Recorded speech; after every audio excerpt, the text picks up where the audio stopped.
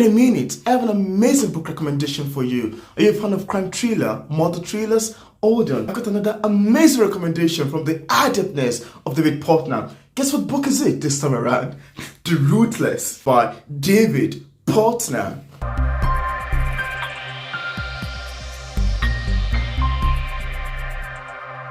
Hi guys, welcome back to my YouTube channel and to the review of The Ruthless by David Putnam. You know, I've been following David Putnam's writing for quite a lot of time now, and if you've been watching this channel, you might have seen or discovered that I'm a huge fan of David Putnam. I've read quite a lot of his books. I've read The Disposables, which is the first book in the series of the Bronwyn Johnson book series.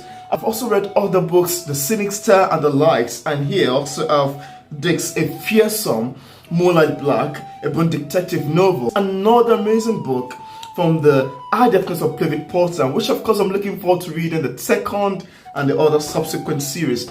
But today I have another fantastic, I have an wholesome recommendation from you, and it's titled The Ruthless. You know, this Bronwyn Johnson series is a book 10 of a series. It's a long series. All of it start from The Disposables that I reviewed several months ago, then followed by The Replacement, then comes The Squandered and The Vanquished, then The Innocent, then The Reckless, then The Heartless, and then The Ruthless, until I eventually read The Cynic Star. Now I'm coming back to The Ruthless. I'm particularly reviewing today, and it's very wholesome. It's very sad actually. This particular series, I love to consider it that Bronwyn Johnson is in a typical situation, is in a hard time, is facing a lot of challenges, a lot of heartaches, a lot of problems and the likes, and as such this particular series seems as a book of tragedy, my own perception. A lot of what to stand to experience reading through crime trailers, reading through murder trailers and the like. So let's get into the book. Before that, I just love to tell you that I left a link in the description part of this review to my review of other books by David Putnam. If you are a huge fan of crime thriller, if you're a huge fan of murder thriller, I'm pretty sure you're gonna love picking up any of David Putnam's writing. So this book, The Ruthless, actually details the continuous story of the amazing Bronwyn Johnson, who has been a protagonist from the very first series to the second series to the third series to the fourth to the fifth and eventually to the 10th book series. So Bronwyn Johnson this time around is in a lot of trouble. Bronwyn Johnson this time around is in a lot of tragedy. Bronwyn Johnson this time around is in a lot of hot mess. First of all, he was beset by the death of his daughter Olivia, and Olivia is someone that Bronwyn loves so heartedly. And this is not only about the death of Olivia, it also goes hand in hand with the disappearance of Herbert. Now Bronwyn is left to face the tragedy betiding the death of Olivia and the disappearance of Herbert, and this is not the only issue attached to Bronwyn this particular time. That's one thing I love to say about the book, this particular one, The Ruthless, that it's a book of tragedy, that Bronwyn this time around is in a hot mess. Bronwyn this time around is in a lot of pain.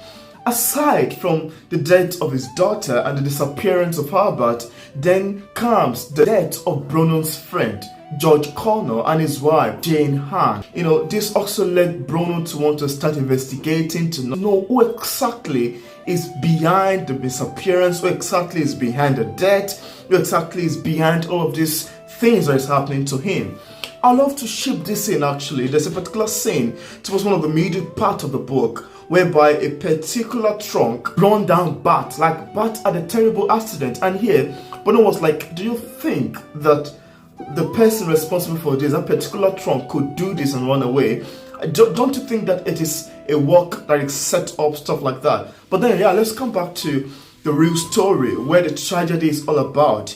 The Bronwyn actually is someone who is very nefarious, is someone who I think to some certain degree or aspect have a bit of conscience in terms of preserving disposable kits and all of that from his past experiences. And then Bronwyn, actually I want to talk a bit about his characterization, his inner mind, the kind of personality that I think that he possesses from my own point of view. I haven't read quite a lot of his series. Bronwyn is someone that would never allow a thing to go scot-free. It's someone whom, if you eventually offend or happen to have an issue with, it would make sure that he retaliates and bring situation and action back to justice. But this time around, it's very hard for him. Now, come about the death of Olivia and the disappearance of Herbert. He had a top-notch suspect with Derek Sam, and I'd love to particularly say that I hate the characterization of Derek Sam in this novel. Derek Sam sounds like a very tough, heartless, cruel beast, not like most people actually in the novel. So here, Derek Sam happened to be Bronnan's highest suspect for this killing, for this inhumane, animalistic act. And then Derek Sam actually have a thing doing with Bronnan time past. I read of a place where Bronnan cut off his hand while he was trying to find some fact and reality, to get some fact from him. And as the story keep on going, there's some instance, or there's a likely possibility actually that Derek Sam could be the one involved in Olivia's death, because eventually the one of Olivia's friend back then in school came visiting Bronnan. I was like, Olivia can never be drugged in that manner. She can't do that. Would you think is responsible for this? And the line, the death of Olivia and that of the disappearance of Albert was not only an issue for Bronnan, it was also an issue for Xander, who happens to be Bronnan's father. And now, if I should come back to the characterization of Xander Johnson, which is Bronnan Johnson's father, I love his characterization, and I love the fact that he introduced us to Beatrice versus Elliot, whose characterization I happen to love wholeheartedly when I read through the Sinister. So here, Xander was able to talk about the first time that he set his eye on Beatrice. I was able to propose. The description of this proposition, I'm gonna toast you of a thing, got me laughing, because if you read this part, the way David Putnam described it, it just got me rolling on the floor. I was like, oh my God, who proposed in that manner? And here, Beatrice was like, oh, Mr. Xander, you sure a talkative, like you like talking too much. So there's a description of this certain scene actually that really piqued my interest and really got me laughing, because Xander came like someone who did not know how to approach a lady, and it was just bluffing. I work here, my name is this, when I'm not working on Saturday, I do this. When I was reading it, I was like, oh my God, all of this is not necessary, you meeting someone for the very first time. Anyway, let's get back to the story. So here, Xander was able to tell Bronnan a bit of his past life, a bit of the life of his mother and all of that, and we've been introduced to Beatrice, and from here we talked about how Beatrice met Xander, how they become friends, how they started dating, how they got married, and how then after Bronnan Johnson was delivered, like after he's in the stage of baby, there's a lot of situation that happened between Xander and Bay, because Bay will always follow some crew of bad gangs, go on outside trying to do some illegal phone boot of a work, and alongside something terrible happened to her and happened to the gangs of friends. Here I could denote betrayal, I could denote even the fact that they did something illegal. They can still go ahead trying to hurt themselves just in the process of sharing the money equally. Very funny.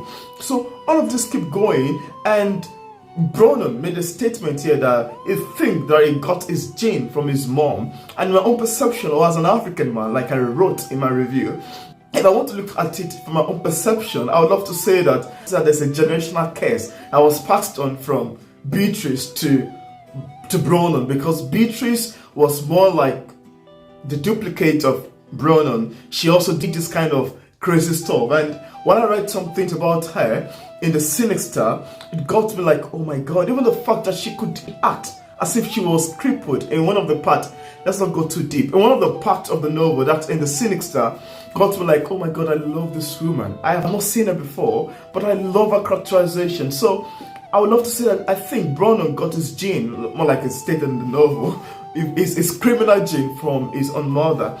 But then this is a lot of turbulence, there's a lot of action, there's a lot of wickedness, there's a lot of cruelty, there's a lot of betrayals as the novel keep on unfolding one after the other. But then I wouldn't love to give much away in an attempt to keep this review spoiler free. I would love to talk more about the book, but then I'd love to leave in the verge. was Brown unable to find out who exactly is the cause of Olivia's death, who is responsible for the death of Olivia, who was responsible for the disappearance of Albert, and now let's come about his George Connor, and his wife, Jane Hain, and what is going to be the outcome of the two? What's going to be the outcome of the two? Is Brown ever going to find answers? So a lot of questions he asks all to the novel. And alongside we're introduced to some characters, like I mentioned, Drake San, Xander Johnson, Robbie Weeks, Johnny Sin, Lavon Lofton, and quite a lot of other people whose characterization, whose description, whose scenes alongside make the novel read in an enthralling, in a captivating and wholesome and in a very lovely manner. Actually, this is amazing actually, and I've been reading a lot of David Putnam's writing, and I love to say this is one of those amazing series actually in the Bernard Johnson book series. It is awesome, it is well written, it is full of action, full of suspense. The one page will have you want to turn over the next page to see what happened alongside. Talk about Derry Sam. He's an amazing character, and it's quite funny how he was able to go ahead and serve Brown with a tiara. That part got me laughing. Actually, it's a wholesome read. I don't want to spoil the book. I don't want to give too much away. I just want to give you a short video book recommendation just for you to have an idea of what is contained in David Putnam's The Ruthless. And I've left a link in the description part of this conversation to other books by David Putnam. He's a fantastic crime thriller writer actually. I love his use of words. I love his storytelling techniques. I love his characterization. The description of certain scenes alongside the novel is very wholesome, very amazing, very captivating, full of action, full of a lot of scenarios, and it got me flipping to the page. I was like, oh wow, I love David's writing style. I love to go even back to some wordcraft, and as a novelist, love to utilize and learn from him. So if I love to get a copy of The Ruthless, I left a link in the description part of this review for you to get a copy directly on Amazon. And if you watched this video to this point and you're yet to click on the subscribe button, I want to urge you to please click on the subscribe button over there. Don't forget to turn on the notification bell so you can get notified anytime I release new videos. Again, I'd love to go back to the very first book in the series. I have The Disposables, and some of this book actually can be read as a standalone. And if you want to follow the sequel, you can also do that from The Disposables, The Replacement, to The Squandered, The Vanquished, The Innocent, The Reckless, The Heartless, The Ruthless, and The Sinister. So it's amazing. It's a lovely read. I'm pretty sure fans of crime thrillers, fans of murder thriller, you're gonna find it very wholesome. I'm also looking forward to exploring and reading more of David Putnam's writing. Whenever I do that, of course, I'll come on the channel here and brief you about it and let you know about it. So thank you so much for watching my short video book recommendation of The Ruthless by David Putnam. Thank you very much, and see you in my next video. Goodbye.